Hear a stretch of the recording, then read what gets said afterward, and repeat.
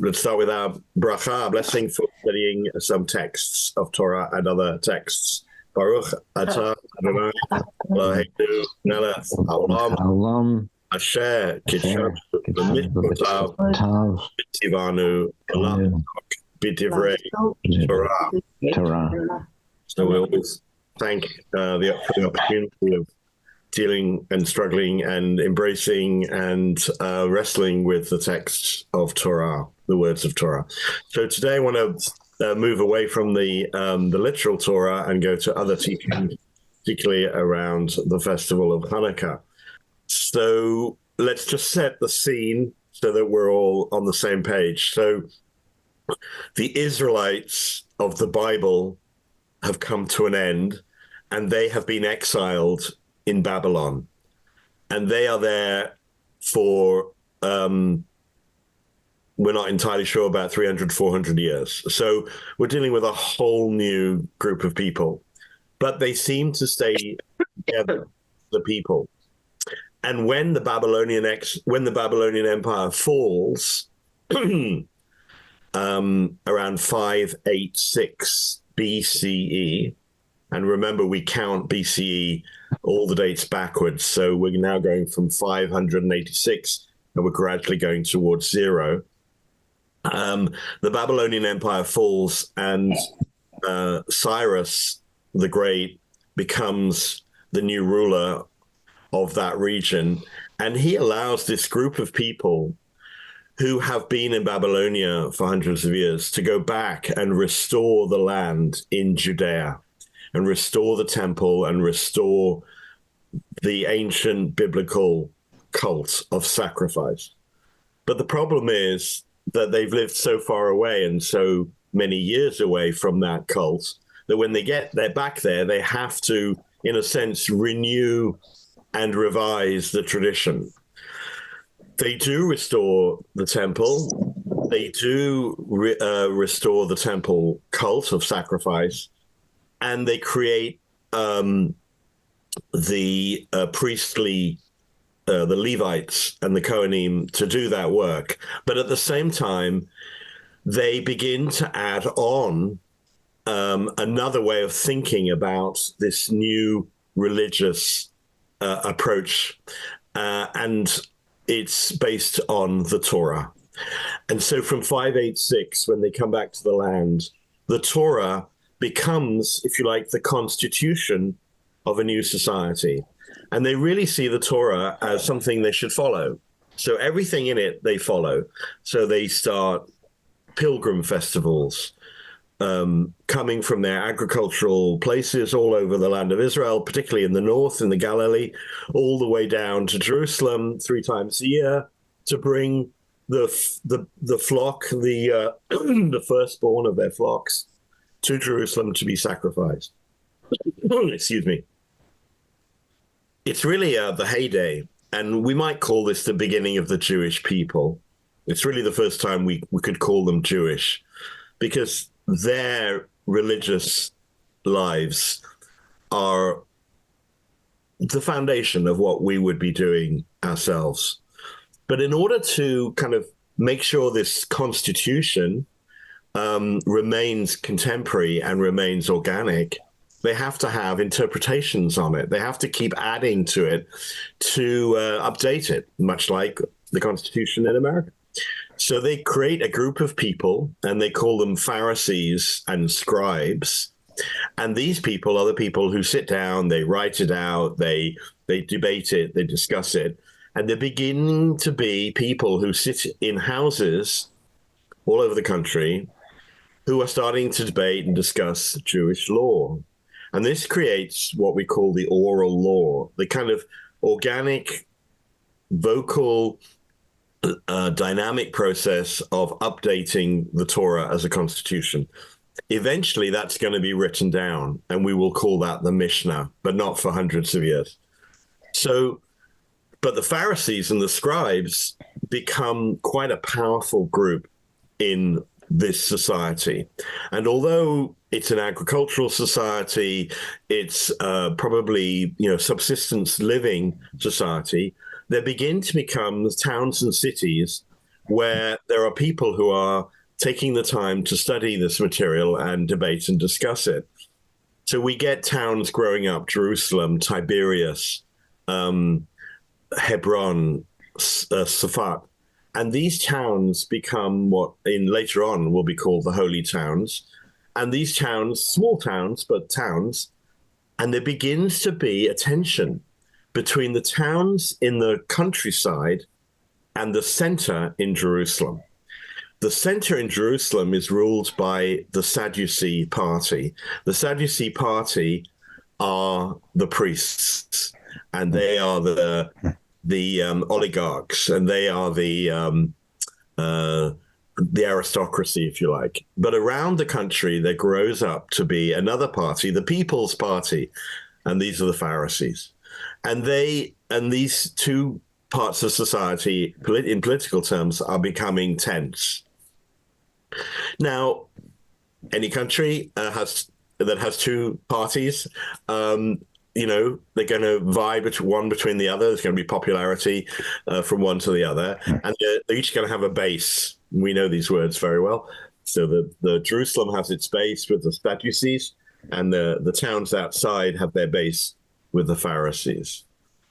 These little houses, these little groups of houses, take on a Greek word to describe them, and the word is synagogia in Greek, which really means assembly.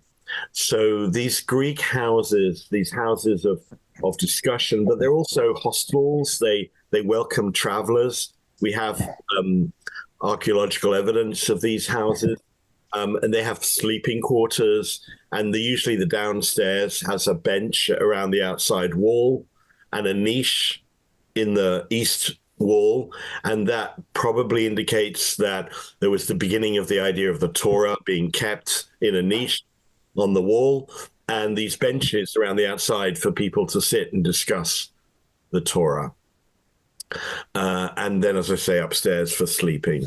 So they were hostels, they were places people stayed, and places people lived for a while and moved on. So this is the society we're talking about when we get to the year 300 before the Common Era. And at that point, the whole world changes, because Alexander the Great comes from Greece and comes into this region, the whole of the region. He takes over the entire Middle East. Alexander the Great, the great Greek leader, he's in his 20s, for God's sake. And he basically just sweeps the whole thing away. So he's now ruler of the entire region. And of course, he himself comes and goes. He dies. But he leaves behind a legacy of what we now call Hellenism. Hellenism is a way of life. It's a way of looking at life. It's a very different way of looking at life from what we might call the Semitic way of life or the Judaic way of life. So now we have four tensions. We have Pharisee, Sadducee, Hellenist, Judaic. The two tensions align.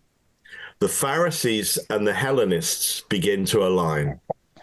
What does Hellenism mean? Hellenism is a understanding of the world that asks you to use your mind to understand, to reason with your mind, to use your intellectual capacities. Well, that goes well with the Pharisees, who are also using their mind to think about the Torah. The Hellenism also asks you to admire the human body. The body is beautiful. There's no need to change it. Do not circumcise your children. The Pharisees, okay, they're okay with that. It's not the end of the world. The Sadducees, deeply against it. But the Hellenists have one more thing, which is there are pagan gods. There are many gods. We should worship them all. For the Pharisees, that's a no-no. For the Sadducees, that's a no-no. So now we have a situation where actually Judean society around the year 167, and this is by the time the Hellenists have been well established, and we have a Hellenist king in Syria called Antiochus, who has dreams of greater power. And he decides to come down from the Syrian, the northeastern part, and down towards Egypt, where there is another Hellenist king called Ptolemy. And the Ptolemies and the people of the Syria, the Antiochus kings, and there are a number of them, they begin a fight. And what happens? Judea, the land of Israel, is right between them, right in the middle. So now we have a global empire domination, world powers trying to seek domination. We have a small agricultural society in the middle, which is rent apart by tensions between Hellenists and the Judaic cult, between Pharisees and Sadducees. And this, of course, rends society completely apart. We've always been told that the war that then ensued from 167 BCE was a war of the Jews against, we don't really know what to call them. Do we call them the Syrians, because that's where they came from? Or do we call them the Greeks, because they were Hellenists? So a lot of people call them Syrian Greeks. Let's call them Hellenists. So the war between the Jews and the Hellenists breaks out.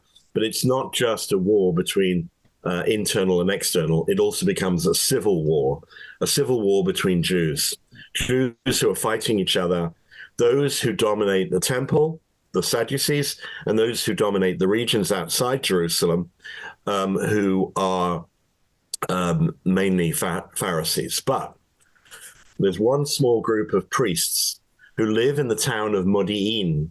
Modi'in is very near Tel Aviv today. It's outside of Jerusalem. So they're minor priests. They're not the major priests. They're not the ones living in Jerusalem doing the sacrifices.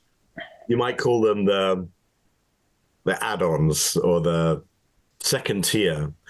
They're the ones who suddenly get very upset when a Jew decides to make a sacrifice to a pagan god. And as we know, the story, Mattathias is the leader of that group. Mattathias kills the Jew who makes a sacrifice to a Hellenistic god, and then they go off into revolt. They go into the hills and they gather people around them, and they become known as the Maccabees.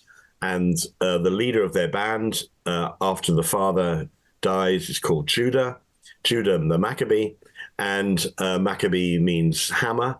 And they come back, and they, after 3 years of fighting, the few defeat the many, the weak overtake the strong, and the Maccabees come back to Jerusalem.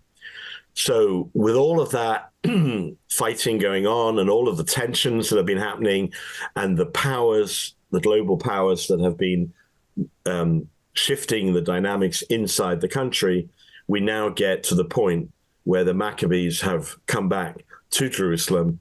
And what are they going to do next? And that's where we're going to start our story. So any questions about that history before we go on? You got to a point in the story where someone killed a Jew, and then people went out of the area into the mountains. Yeah. And I didn't follow who were those people that went out into the mountains? Was it the people from the Jew, or was it the people from the Maccabee, the killer? Yeah, so the priests, the minor priests in Modi'in, in this small town, they become the revolutionaries, and they go off to try and defeat the Hellenists who are in charge now of the country. Some of whom are what we call Syrian Greeks, most of whom are Judeans themselves. So it becomes a civil war. And it was a Hellenist who killed the Jew. No. It was an anti-Hellenist. Anti. Oh, okay. I think I'm still confused. Thanks, Rob. I think I am too. So someone from a minor priestly class kills someone who was from the Pharisee group, yes? Yes. And the Pharisee group goes and hides in the mountains, or the No, the one who does the killing. Oh, okay. So we have two groups. The smaller group is a group of Sadducees, priestly people who believe in the old ways of doing things, the one God, the Jewish constitution of the Torah as being the only and exclusive way of understanding how the country should be run. And then we have the other group, a larger group of people who believe change must come about. The Greeks have arrived. Hellenism has arrived. It's a modern way of living. We should adapt that and change Judaism to be more contemporary. And if we were living in those days, we would be Hellenists. The Reformed Jews of today would be Hellenists. Interesting. We would not be Maccabees. We would be against the Maccabees. They were the more conservative group, the Maccabees. They wanted to keep things the old way. Exactly. Got it. Okay. And so those are the people that decided to overthrow. Okay. Okay. So they're gonna win the fight. They're gonna win the fight. So history doesn't always turn out the way you want it to be. So they're gonna win. And they believe that they've won with divine providence, and they want to ascribe that to a miracle. And we'll come back to that in a minute. Now I understand. I have a question. Lucy and then Gail. And this is from the beginning of the story. Sorry. Yeah. So these people were living in Babylonia, and they were allowed to by the king to go to the land of Israel.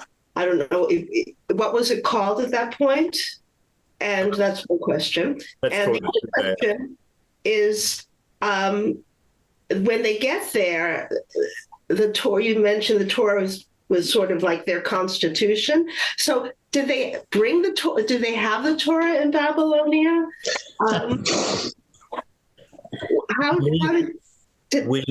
From what we know, we believe the Torah was written in Babylonia, yes. Uh-huh. And so they literally carried it with them. Well, hundreds of years to get there, right? A couple of 100 years to get, I assume it was called Judea or something like that. Yeah. Remember, the Torah is just a piece of writing. Right. And I don't know if they had a scroll or whether they had, they had an oral understanding of it and they wrote it down later on. But the idea of the 5 books emerges in Babylonia. Okay. But it doesn't, it doesn't take them, they're not traveling for 200 years. They're in Babylonia. And then the new Babylonian king says, okay, you can go back to Judea if you want. And they do it, presumably, as quickly as you can travel in those days. Right. And they go in waves. They don't all go once. They're waves of Jewish emigres who leave Babylonia over generations and go to the land. It's not unlike really kind of the last 100 years for us. There's a first wave and then the second wave and that kind of thing. It's interesting how I never learned that Mattathias and his 5 sons were literally killing Jews that were more modern. Yeah, so I do recommend that we all read the book of Maccabees. It's not in the Hebrew Bible. Uh-huh. It's in the Apocrypha, which is an additional set of books that Jews do not regard as part of the what we call the Chumash or the Hebrew Bible, but they've always been considered ancillary books of Jews, and we hold them dear, like the Book of Maccabees. There are other books, and we don't often get to read them because we don't read these books. They're also originally written in Greek rather than Hebrew, so they're not part of the Hebrew Bible. That's a very interesting story, and the Book of Maccabees does describe all of these events, or you can read a summary of it, online. Let's go to Gail and then to Peter. Where we're reading, what year is it about? So we're reading now. What we're about to read is describing the events of 167 BCE. So we're about 150 years before the year zero, where, let's say 3 generations, more than that, before the life of Jesus. And we are at a time when Hellenism is very powerful around the world, and there is the emergence of the Roman Empire. And the Romans will be coming into this area just after the Maccabean Wars. So up to this point, we've had a lot of Greek influence, a lot of Hellenism, and just as the Maccabean War ends, the Romans take the opportunity to come into this area.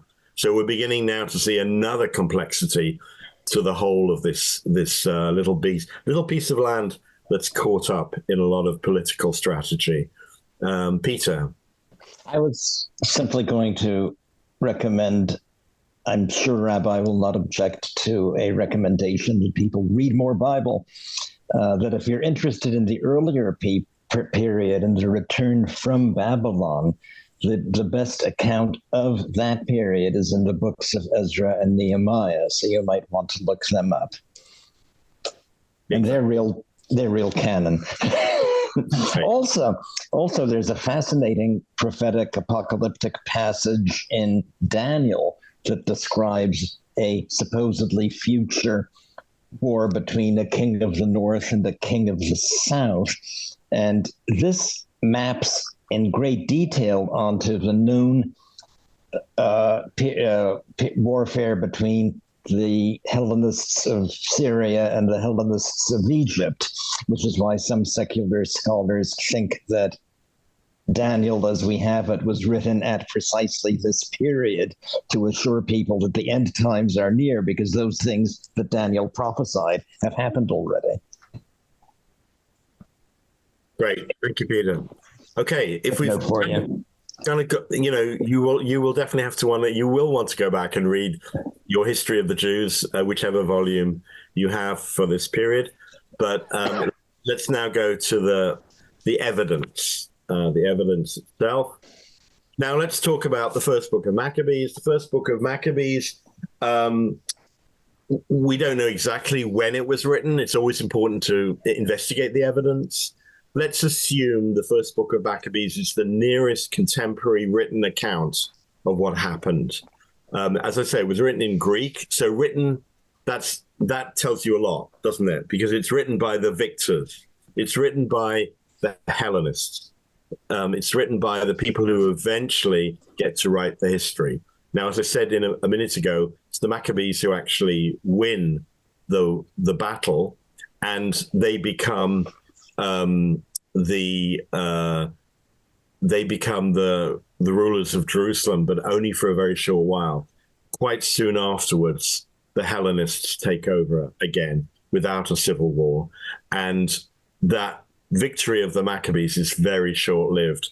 We don't go back to a cultish biblical Judaism. We go forward to what then becomes a rabbinic Judaism. So, but however, that being said, we're reading now an account that's the nearest contemporary account of what may have happened. So let me invite someone to read for us. Lucy was going to read. Jill will to read later. Okay, good. Okay. 51.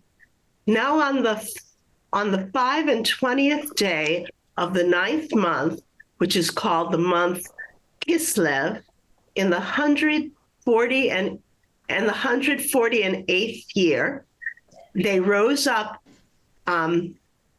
betimes in the morning and offered sacrifice according to the law upon the new altar of burnt offerings, which they had made. Look at what time and what day the heathen had profaned it.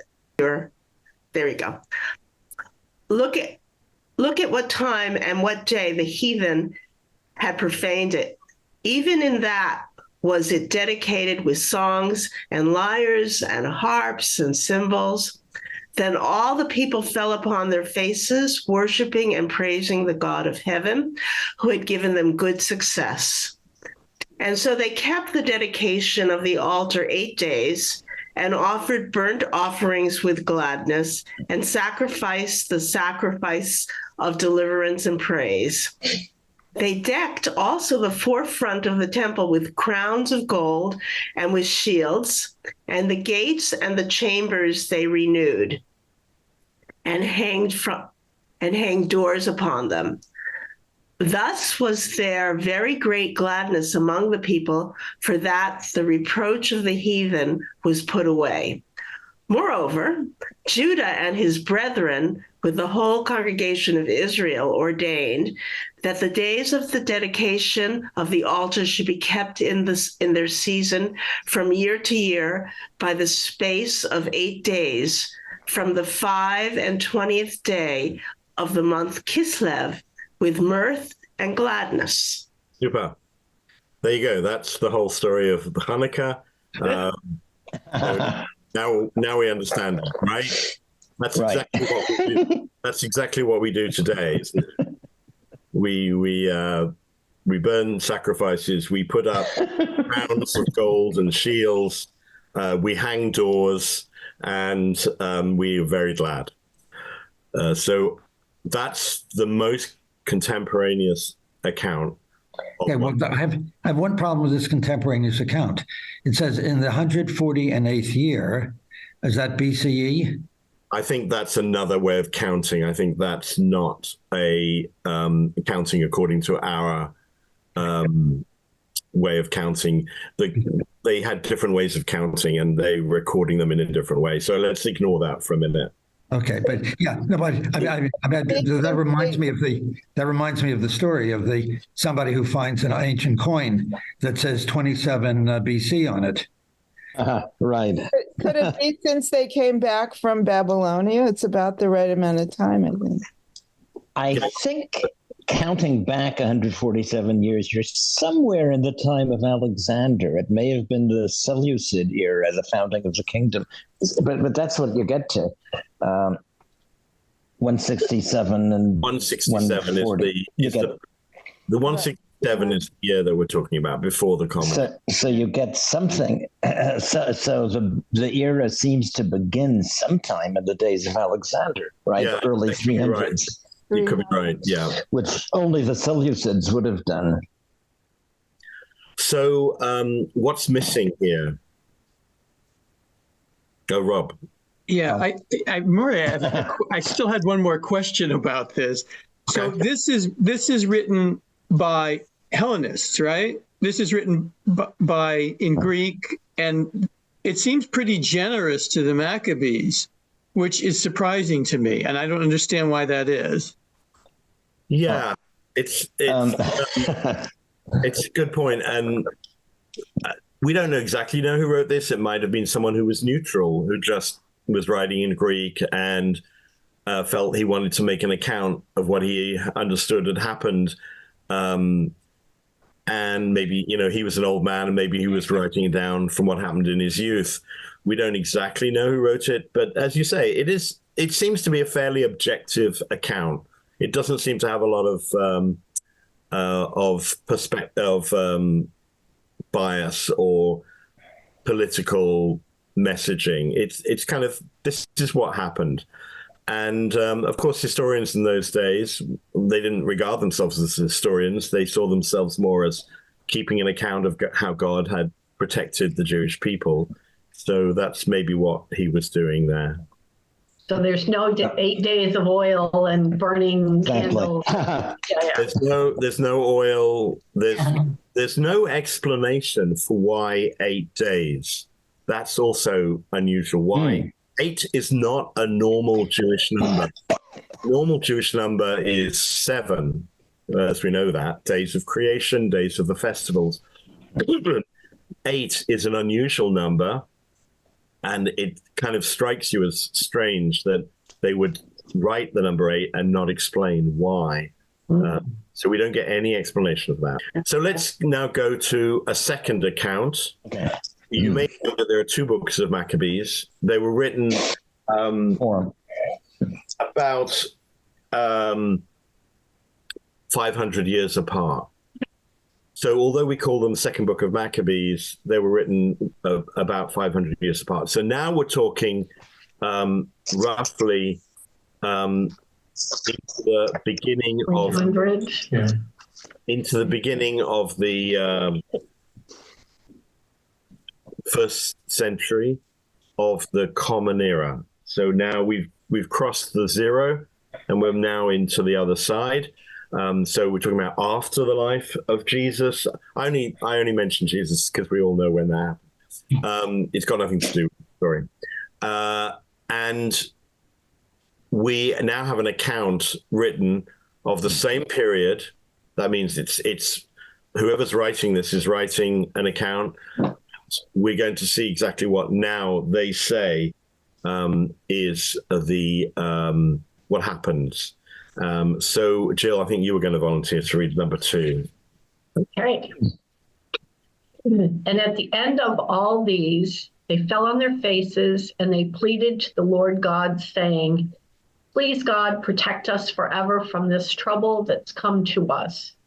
And if we have sinned against you, punish us with kindness and do not give us any longer into the hands of strangers who are cursing the name of your holiness."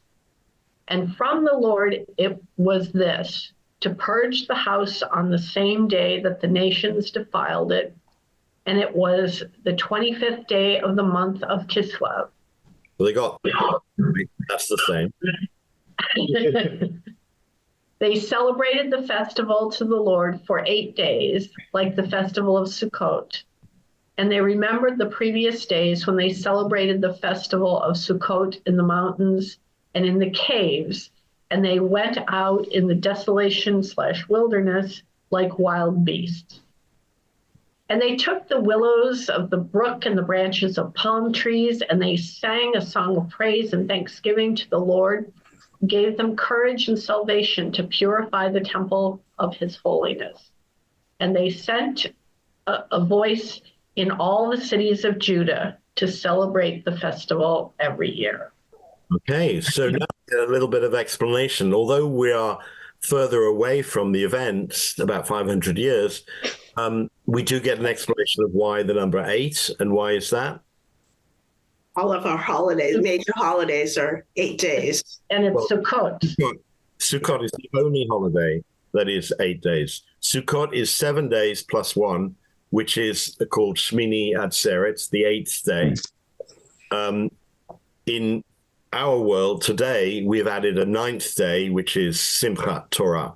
So in the Bible, the 7 days of Sukkot have another day added onto them called Shmini Atzeret, and that's the 8th day. So now we're beginning to see why the 8 days. So according to their explanation, what happened was that they couldn't celebrate an 8-day festival of Sukkot in the fall, so because of the temple was in the wrong hands. So by the time they conquered it and got it back, they could bring that 8-day festival into the winter, and they could celebrate the 8-day festival. And they did it with branches of palm trees and willows. What is that?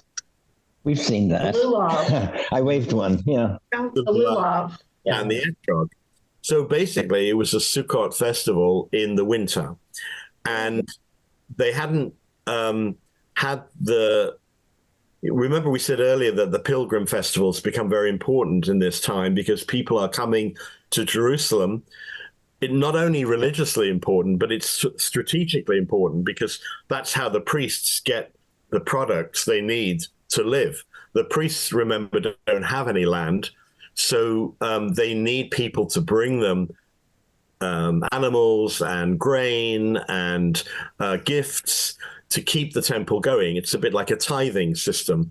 And that tithing has to happen in order for the Jerusalem cultic system to work. And so therefore we get a very important renewal of this restoration of the temple cult in Jerusalem when the Maccabees come back and restore it. They pretty much want everything to go back to the way it was. And Sukkot is a very important part of that. So here is where we learn in the second book of Maccabees that the 8 days that the first book talked about might be or might not be connected to the festival of Sukkot. And it sounds reasonable, and I don't know why they didn't mention it in the first book. And as we said, maybe the guy who wrote the first book of Maccabees thought that everybody knew what he was talking about, and he didn't bother to explain it. But by the time you get 500 years later from the event, then people beginning to ask the question, like, what is this Hanukkah all about? Why 8 days? And what do we do for this Hanukkah? It doesn't yet tell us that. It just says that it's a remembrance of the purification of the temple, and we should celebrate it every year. It doesn't say how to celebrate it. Right. Lucy. Yeah. When did the name Hanukkah, does that mean in Hebrew rededication? Yes, it does. And how did the name come to the holiday? I haven't seen it in either book. Right, and we haven't had the name yet, have we? We call it that, but it hasn't yet appeared. Yeah, it hasn't yet appeared as a name. So we don't get that name until much, much later, and we'll come to that when we get to the rabbis. So now I want to go to, David, did you have a question? Yeah, I was going to say the second one, I guess to Rob's point about that the first one was sort of favorable or at least very even. This one almost feels a little kind of rosy. I must say, just reading it, it reminds me a little bit of like commercials at Christmas time when Macy's describes what Christmas is all about. It's just isn't this wonderful, aren't we lucky? That kind of feel to it. It's right. Yeah. It's definitely not a newspaper report. Yeah, thank you for mentioning that, because the first one, remember, we had a bit of difficulty reading it when it said, I mean, I know the translation was ancient, but it said, look what time and what day the heathen profaned the temple. It was kind of really emotive. It was very passionate. It was trying to express how awful they felt that the foreigners had infected the temple with their heathen idols. But by the time as you say, David, we get to the second one, it's a little bit more it's a little bit more like a newspaper report, and doesn't have that hard emotion into it. Let's read what the writer Josephus says about it. Josephus is a wonderful figure in Jewish life. A lot to say about him, but I won't take the time to do that now. But he lives around the time of the destruction of the temple by the Romans. You remember I said the Romans were just appearing around the time of the Maccabees. By the time we get to the 2nd century, the Romans are full force in our region, and they have destroyed our temple. And Josephus, who is a Jew, he is a fighter for the Jews. He is fighting against the Romans, but is defeated by the Romans, and he is taken in banishment to Rome, where, amazingly, he becomes a writer of the experience of having fought against Rome. So the Romans allow him to write a history of the account of what happens against Rome, but they also allow him to write a history of the Jews. This is probably the very first history of the Jews ever written. So we're talking about now about the year 100 of the Common Era, and it's a fascinating look back at Jewish history from someone who has been in Judea, who has fought for the Jews, but who now becomes a very good Roman. And he is definitely someone who is writing his history as a Roman and part of the Roman Empire. So he admires the Romans once he stopped fighting them and has been absorbed into Roman society. So, Rob, would you like to read Josephus? Sure. His book is called The Antiquities. Now Judah celebrated the festival of the restoration of the sacrifices of the temple for 8 days, and omitted no sort of pleasures thereon. But he feasted them upon very rich and splendid sacrifices, and he honored God and delighted them by hymns and psalms. Nay, they were so very glad at the revival of their customs, when after a long time of intermission, they unexpectedly had regained the freedom of their worship, that they made it a law for their posterity that they should keep a festival, on account of the restoration of the temple worship, for 8 days. And from that time to this, we celebrate this festival and call it Lights. I suppose the reason was because this liberty beyond our hopes appeared to us, and that thence was the name given to that festival. Judas also rebuilt the walls around the city and reared towns of great height against the incursions of enemies, and set guards therein. He also fortified the city of Bethsura, that it might serve as a citadel against any distresses that might come from our enemies.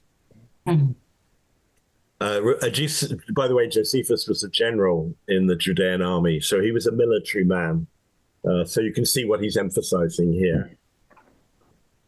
Mm-hmm. What's interesting about this goes back to the name. Called it Lights. Right. It's not called Hanukkah. It's called Lights.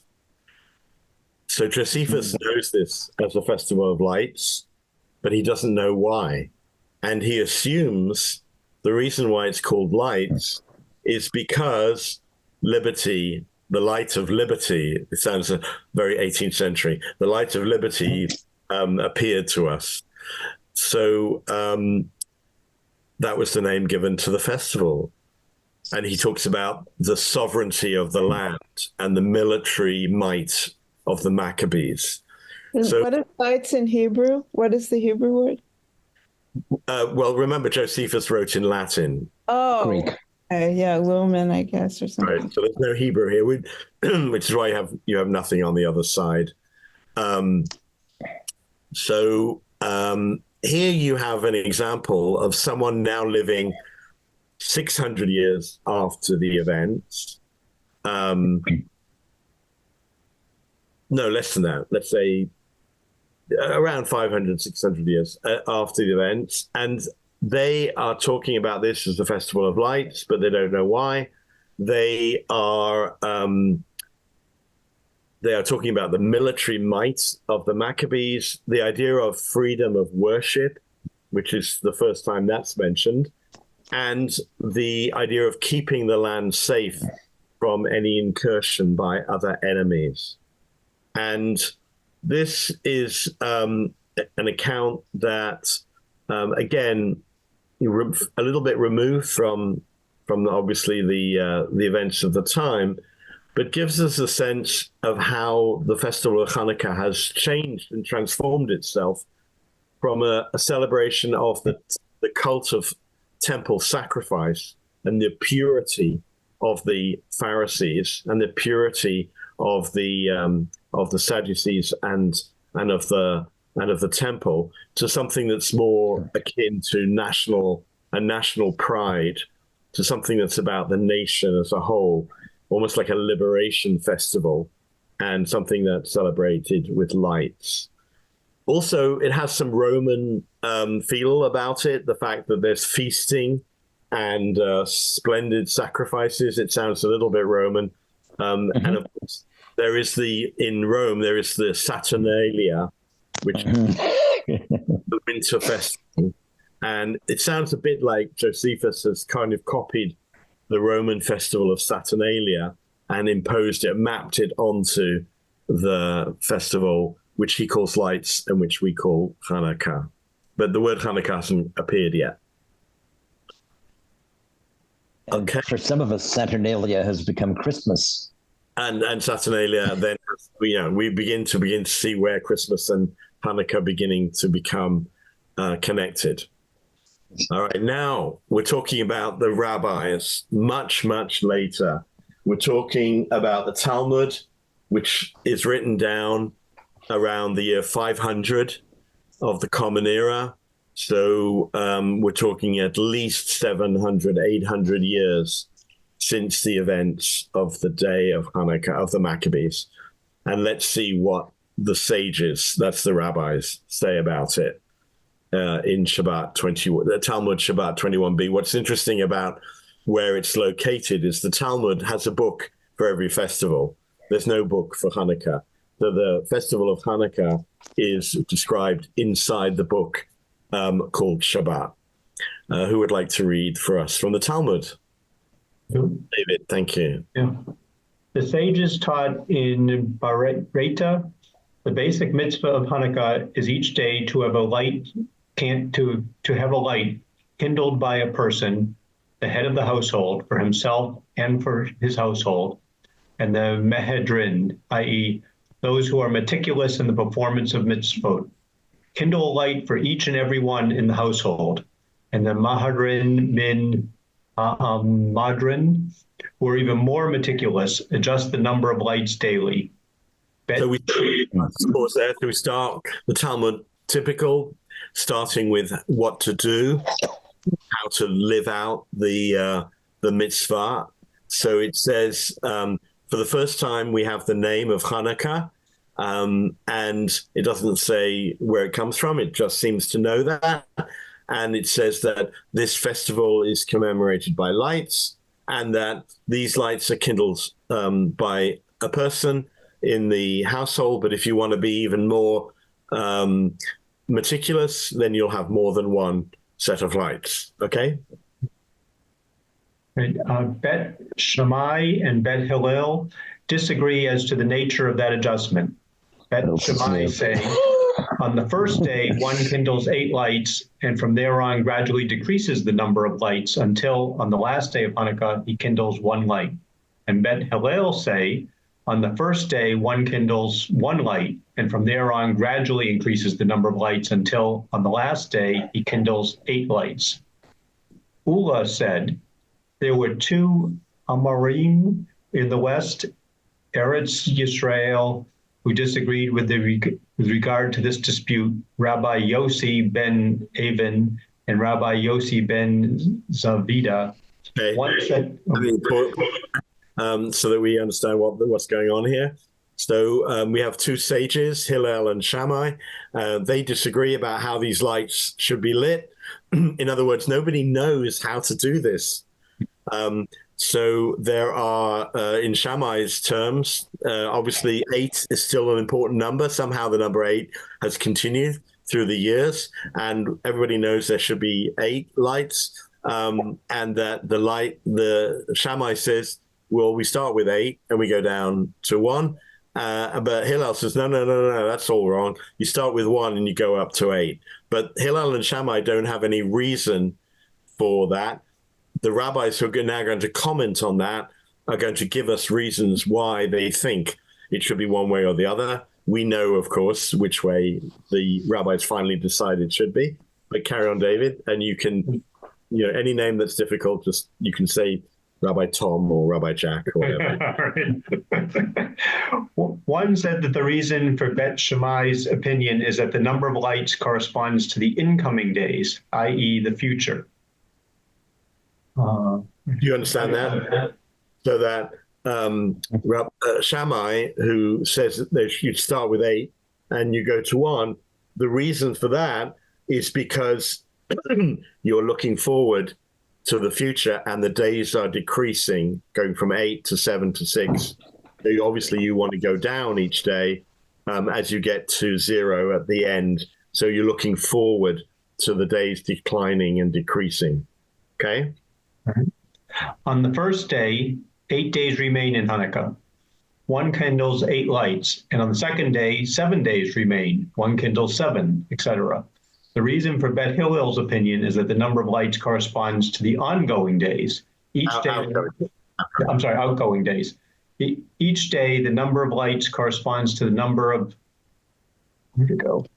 days of Hanukkah that were already observed. And one said the reason for Bet that's one argument. One you have David reading the Talmud is a slow and precise process. So one argument between two rabbis who are talking about Hillel and Shammai, so this is already a commentary on a commentary, suggests that the reason for you either count the candles that are going down, so first of 8 and then 7 and then 6, according to the days that are going down, or you're counting up. So you're counting there's one day has gone, then 2 days has gone, and 3 days has gone, and therefore you need to count up from 1 to 8. Okay, so that's one explanation. Now we come to another explanation. And one said the reason for Bet Shammai's opinion is that the number of lights corresponds to the bulls of the festival of Sukkot. 13 were sacrificed on the first day, and each succeeding day, 1 fewer was sacrificed. The reason for Bet Hillel's opinion is that the number of lights is based on the principle. One elevates to a higher level in matters of sanctity, and one does not downgrade. Okay. So Beit Shammai's reason, according to this rabbi, is connected to the sacrifice of bulls. If I went into that, it would be a whole long explanation. So leave that for the moment. You can ask about it if you want. But more importantly, the reason for Bet Hillel's explanation is that Hillel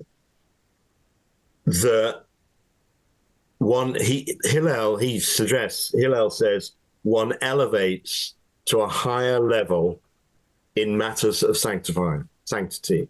In other words, you increase the holiness each day. Each day has an increase in holiness.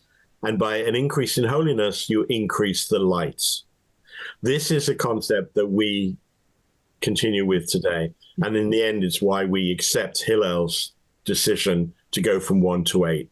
Because each day is an increase in sanctity. Each day is an increase in holiness. And therefore, we add a light each day to the one that came before. You'll notice that all of this has nothing to do with what we're going to come to eventually, right? So just keep that in your mind. There's no oil here. This is all about rational, intellectual, religious, theological reasons for lighting lights in the winter. Okay, you can end that, David, yeah? Sure. Therefore, if the objective is to have the number of lights correspond to the number of days, there's no alternative to increasing their number with the passing of each day. Okay. So we now have had 3 or 4 explanations of what this festival is all about. First of all, we learned that it's a real passionate dedication of Judah Maccabee and his ability to restore the temple, and he did so with shields and restoring the architecture of the temple itself, hanging the doors back on, making sure it was pure for the Sadducees to be able to carry out the sacrifices and go back to the way it used to be. The second account, a bit more of a newspaper account, reminds us that 8 is connected to the festival of Sukkot, and therefore 8 must have been because they were celebrating Sukkot with the lulav and the etrog in the winter months. Then we get Josephus, who comes along and says, from his Roman perspective, this is like a great Saturnalia festival. It's a joyous festival. It's a nationalist festival. It's all about the boundaries of the land. It's about the military might. It's about celebrating the light of freedom.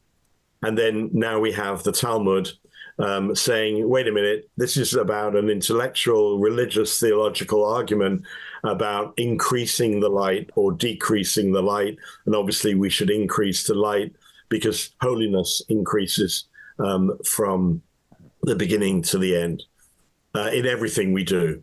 So it's kind of a message to us, whatever you do, you should increase the participation, increase the commitment, increase the dedication. And the name Hanukkah becomes the name of the festival, meaning dedication.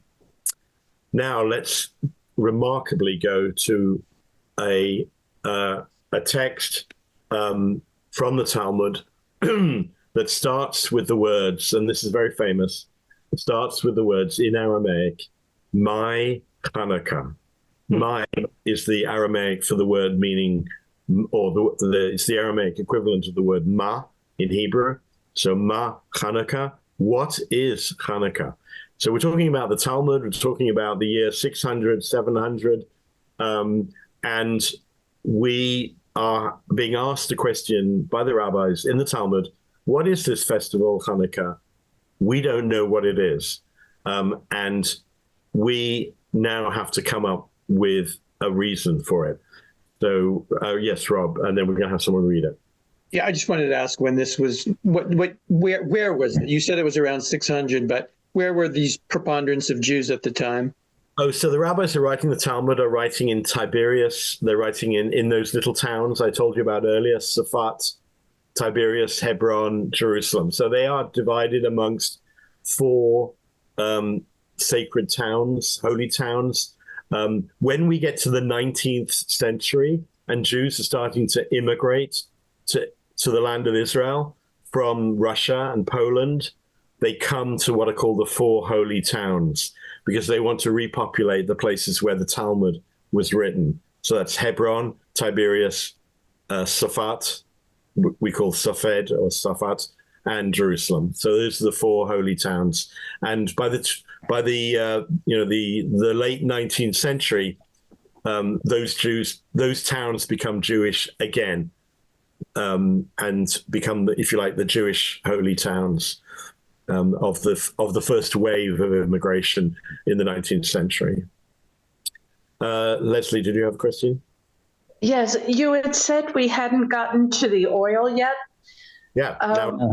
But was there any other way to create light at this time except for oil?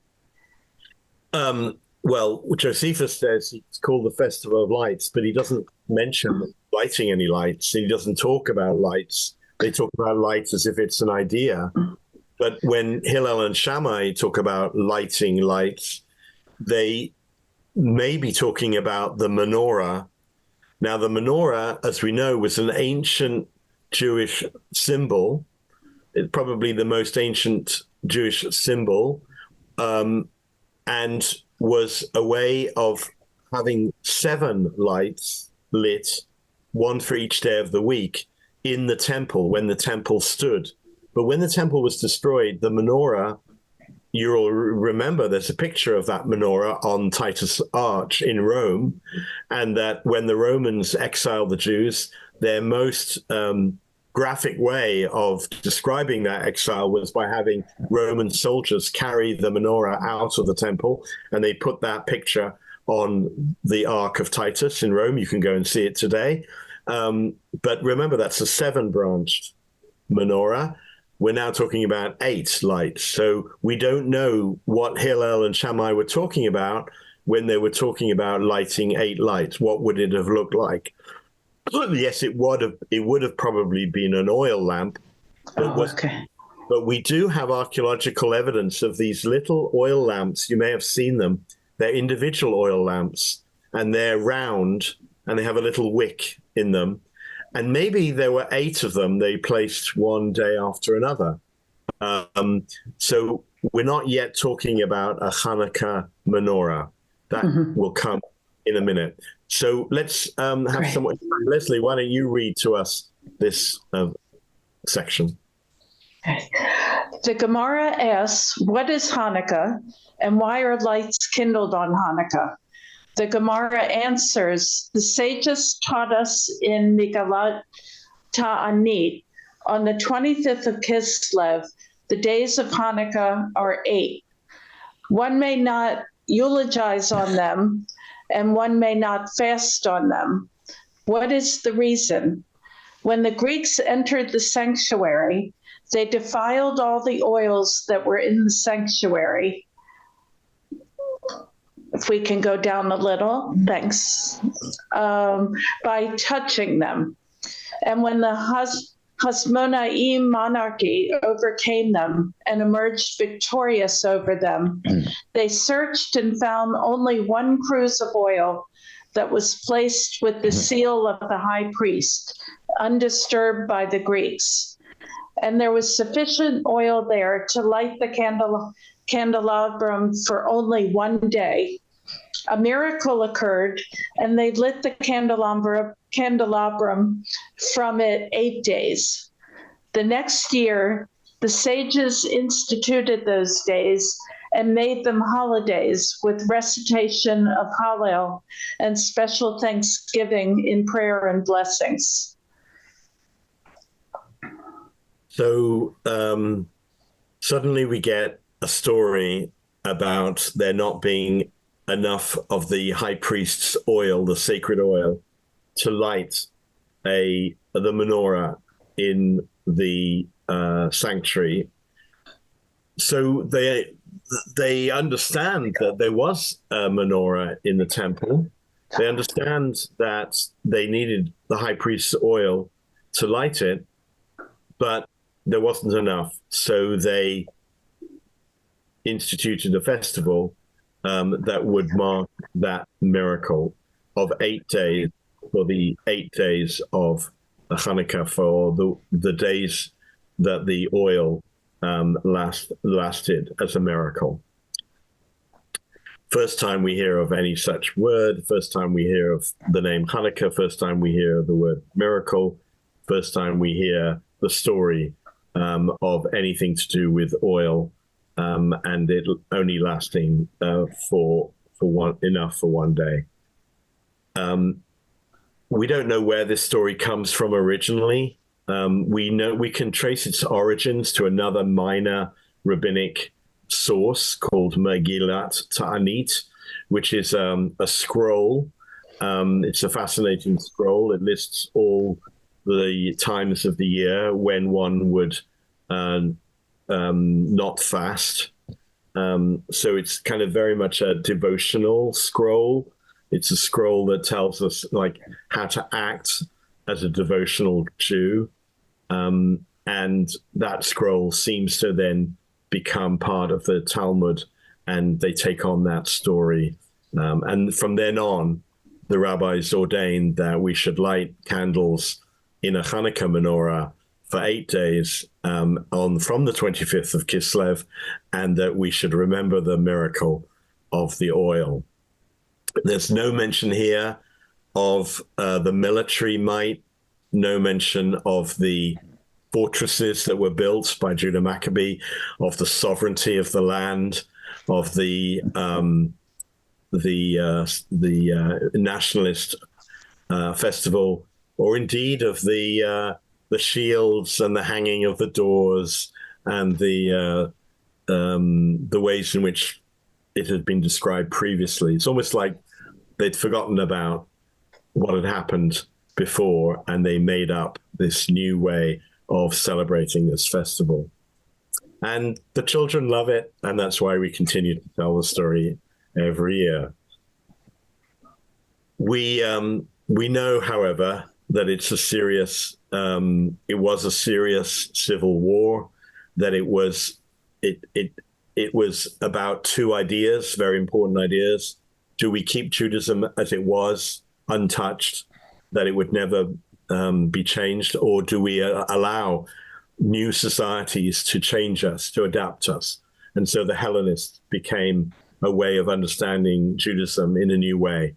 And then the Romans came. And then later on, obviously, Christianity emerges and Islam. And we then become Americans and Europeans, and we take on and adapt to the ways in which we understand Judaism today. So that idea is perhaps the best remembrance of Judah Maccabee, to begin to be thinking about how we adapt and change and survive and keep alive, and to make sure that as a people, we can do that together. Any questions? Just it's a bit of an aside, but it's curious this about that you can't eulogize or fast during this. Was this what does that mean? A real prohibition against funerals during this period of time? And I so 8 days was a long time at that time to hold a body.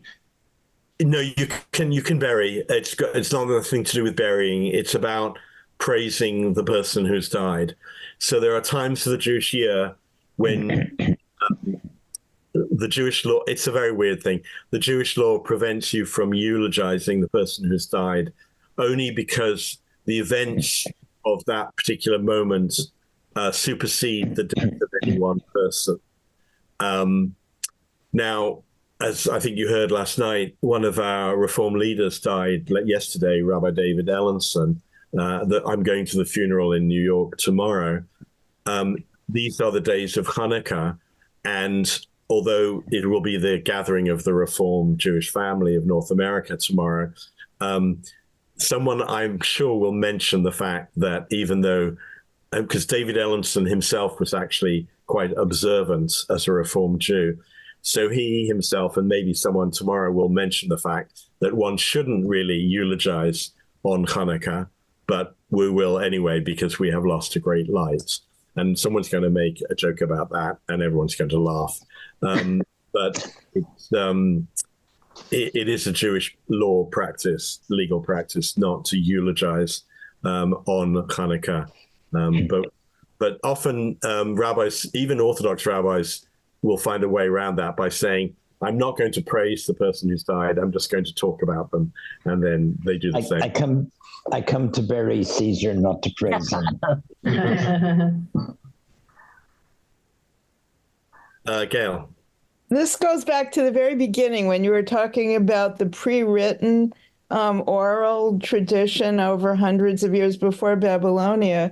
And then you said about the Pharisees and the scribes, which is a phrase that's familiar. What were the scribes doing if it wasn't written? Well, they were writing down the discussions of the rabbis.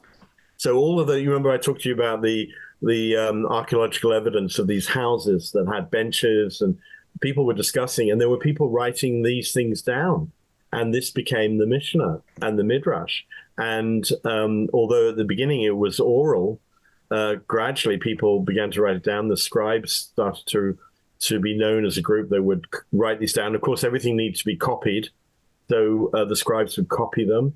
And sometimes we have names of scribes. And as Peter said, if you read the book of Ezra and Nehemiah, you will find their names of scribes, people who were doing this work.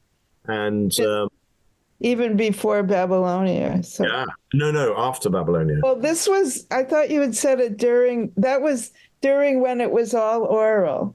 I thought no, there weren't scribes then? Okay. Everything we talked about today is after the Babylonian exile. Started with the end of the Israelite kingdom and the exile into Babylon, and then coming out of Babylon back to Judea. That's a new moment in Jewish history. That's the beginning of the Jewish people. It's the beginning of the Pharisees and the scribes. Eventually, the Pharisees become a political party, and out of that party emerges what are called teachers, in Hebrew, rabbi. So that's the word that's used for the rabbi, for the teachers who are teaching the Torah that the Pharisees have been discussing for many years. And that's why Jesus is called rabbi, because he's a member of that party. He's a Pharisee, and which is why the whole story of the turning over of the tables and the money changers in the temple is all about a Pharisee versus a Sadducee polemic. Lucy. Yeah, this conversation today has clarified something that I experienced, I don't know, maybe 20 years ago, or maybe a little bit more. And I was a teacher of Jewish music at Temple Shalom in West Newton. And I had a group of third and fourth graders, and we're going to do Hanukkah songs. And we're talking about Hanukkah. And I said, well, why do we celebrate Hanukkah? And of course, everybody knew the story of the oil lasting for 8 days. And in the back of this room, which was a small chapel, my boss was going like, we're not. And that was the end of that discussion. I hope the child didn't feel too badly. And from that point on, for myself, at least, I understood that Hanukkah was a holiday regarding religious freedom. I mean, a couple of things to say about that. First of all, introduce you to a new concept. So the difference between synchronic history or time and diachronic history or time. So synchronic time is chronological time, January, February, March, April, year 1, year 2, year 3, year 4. We think of history that way in Western civilization. We honor that history. We talk about 1776. We honor the moments when synchronic time has relevance. Judaism, however, and particularly East, kind of Semitic religions, have a different idea about time. Their idea of time is diachronic, which means that time is circular, that we go round and round and round again, that we start with Genesis, we go to Deuteronomy, and then we go back to Genesis. We have other festivals of the year. We start with Rosh Hashanah, and we go around the year, and we come back to Rosh Hashanah, and we try and see ourselves as better people every year when we come to Yom Kippur. Diachronic time suggests that time is not sequential, or it's not only sequential. You can read different things in time and read them back and forward. You can read the miracle of the oil backwards into Maccabean times, and you can read it forward into our own times. And that there's nothing wrong with that.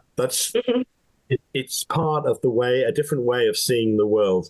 It's kind of the Jewish perspective on time. And it allows us to add a commentary to a commentary to a commentary on the Bible, or rabbi to say something radical about the ways in which Judaism can be changed. We know that in the Bible, men in the Bible had 4 wives or more wives than one, but now we only have 1 wife. So how can that be possible if Jewish law says we can have more than 1 wife? So we have diachronic time. We can read things backwards and we can read things forwards. We have stories of Moses appearing in the classroom of Rabbi Akiva and not understanding what's going on. These are wonderful ways that maybe we think of them as fantasy, but we also think of them as ways in which we understand how the world works, that we're not just products of synchronic time, but we also see the world very much as moving round and round in cycles and circles.